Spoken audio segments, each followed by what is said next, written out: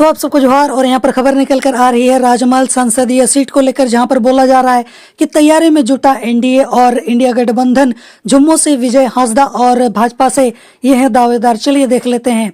बोला जा रहा है कि राजमहल संसदीय सीट पर जीत के लिए इंडिया और एनडीए खाद पानी डाल रहे हैं। जातीय समीकरण और वोटरों की गोलबंदी में पलड़ा जो है वो इंडिया गठबंधन का भारी है, लेकिन भाजपा हवा का रुख बदलने की यहाँ पर जुगत में है।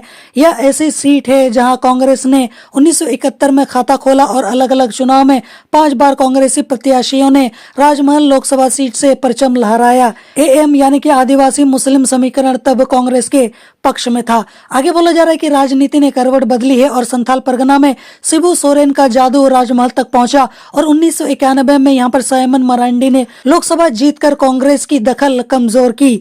1991 में जम्मू ने एक ऐसा आगाज किया कि मोदी लहर में भी अपनी जमीन बचा ली। वर्तमान सांसद विजय हांसदा के 2014 और 2019 की जीत के साथ राजमहल में जम्मू जो है वो अब तक 5 बार जीत चुका है। कांग्रेस जम्मू की इस सीट पर जीत के पुराने रिकॉर्ड से यह भी तय किया गया है कि भाजपा को पूरी रणनीति के साथ जातीय गोलबंदी की घेराबंदी तोड़नी होगी। हालांकि 1998 और 2009 में भाजपा 2 बार यह सीट यहाँ पर निकाल चुकी है। आगे यहाँ पर बोला जा रहा है कि इस बार यहाँ का मिजाज बदला बदला सा होगा।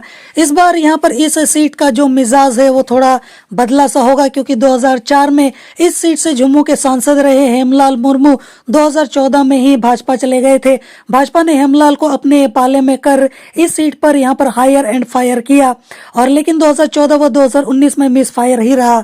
अब हेमलाल फिर अपने घर लौटे, लेकिन जम्मू की राजनीति में वर्तमान सांसद विजय हांसदा की पैठ और दखल दोनों बड़ी है। अब यहाँ पर खबर ये भी निकल कर आ रही है जम्मू की तरफ से कि विजय हांसदा सेफ साइड में है। जम्मू शायद हेमलाल को विधानसभा चुनाव में एडजस्ट करे। इधर भाजपा को मजबूत दावेदार की तलाश है। भाजपा में बाबूधन मुर्मू दावेदारी में आगे हैं। गैर आदिवासी वोटरों के बीच भी इनकी अच्छी खासी लोकप्रियता है। ऐसे में भाजपा का इंटैक्ट वोट शायद ना बिखरे। पार्टी छोड़कर गए ताला मारांडी की वापसी हो चुकी है, वह भी यहाँ पर टिकट की दौड़ में है। पूर्व विधायक मिस्त्री सोरेन भी पार्टी के एक खेमे की पसंद है। इधर राजमहल के चुनाव में लोबिन हेम्ब्रम एक फैक्टर होंगे।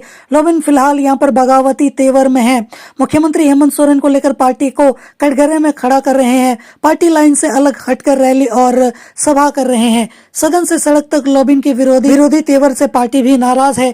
विधानसभा चुनाव में यहाँ पर लोबिन के टिकट पर ग्रहण लग सकता है। आगे यहाँ पर बोला जा रहा है कि यहाँ पर जम्मू विधायक लोबिन हेम्ब्रम अगर राजमहल में कोई दांव पेंच का प्लॉट तैयार करते हैं तो जम्मू को नुकसान हो सकता है। वहीं यहाँ पर दूसरी और खबरें ये भी निकल कर आ रही है कि वो भाजपा में भी शामिल हो सकते हैं। लोबिन भाजपा में गए तो तस्वीर शायद थोड़ी सी बदल जाए, लेकिन सवाल ये भी उठता है कि भाजपा में स्थानीय कैडर उनको कितना पचा पाएंगे। इसके अलावा यहाँ पर आगे बोला जा रहा है कि 6 विधानसभा वाले संसदीय क्षेत्र में 3 पर जम्मू का कब्जा, भाजपा कांग्रेस को 1-1। राजमहल संसदीय सीट में 6 विधानसभा शामिल है। इन 6 में से 3 पर जम्मू का कब्जा है। बोरियो, बरहेट, लिट्टीपाड़ा और महेशपुर विधानसभा सीट जम्मू के पास है। वहीं राजमहल विधानसभा यहाँ पर भाजपा और पाकुड़ कांग्रेस के पास है। संसदीय चुनाव में भाजपा को जम्मू के मजबूत गढ़ में सेंधमारी करनी होगी। बाकी इसको लेकर आपकी क्या राय है, आपकी क्या विचार है, आप मुझे कमेंट में जरूर बताना। जोहार।